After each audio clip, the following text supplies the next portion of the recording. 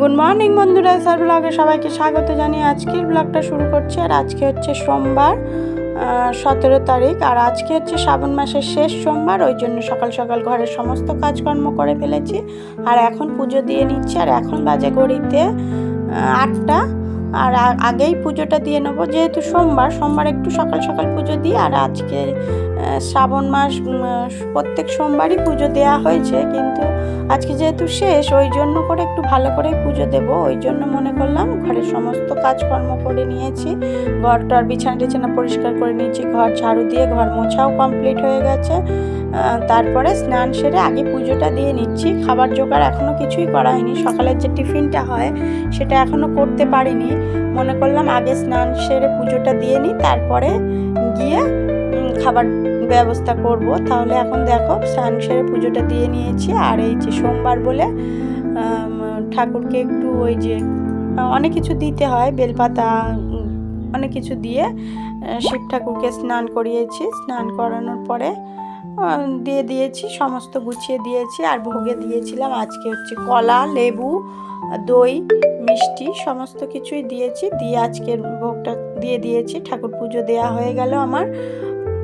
আর একটু বাইরে একটু বেল গাছ রয়েছে, ওখানেও একটু পুজো দেব।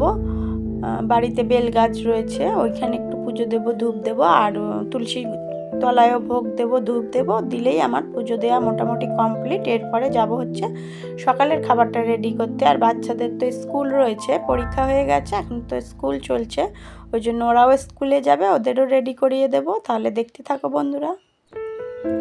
দেখো বন্ধুরা, আজকে সরাসরি একেবারে রান্না হয়ে যাওয়ার পরে এসেছি। এতক্ষণ তোমাদের সাথে আসতে পারিনি, কেননা কারেন্টের অসুবিধা হচ্ছিল খুব, কারেন্টটা থাকছিল না। ওই জন্য তোমাদের সাথে কি রান্না করব সেগুলো শেয়ার করতে পারিনি। পটল ভাপাই, সয়াবিনের তরকারি, কচু ভাজা আর কাঁকরোল ভাজা করেছি।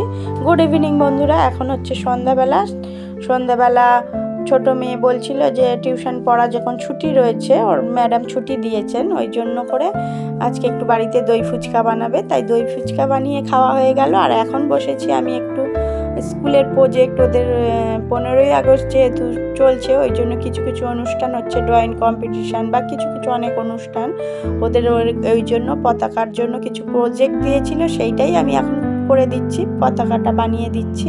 আর ওই যে ছোট মেয়ে পাশে বসে রয়েছে, কি করে কি বানাতে হবে সেটাই বলে দিচ্ছিল। তাহলে আমি এগুলো করে নিই, তারপরে ছোট মেয়েকে পড়তে বসাবো। তাহলে বন্ধুরা ভিডিওটি এই পর্যন্তই, দেখা হচ্ছে নতুন একটা ভিডিওর সঙ্গে। ততক্ষণের জন্য টাটা বন্ধুরা, সবাই খুব ভালো থাকবেন। Tata, good night. আমি এখন এই প্রজেক্টের ওই ড্রয়িংটা কমপ্লিট করানোর পরে ওকে পড়তে বসাবো। তাহলে এই যে করে নিই। ভিডিওটি যদি ভালো লেগে থাকে লাইক, কমেন্ট, শেয়ার করবেন, সাবস্ক্রাইব করবেন।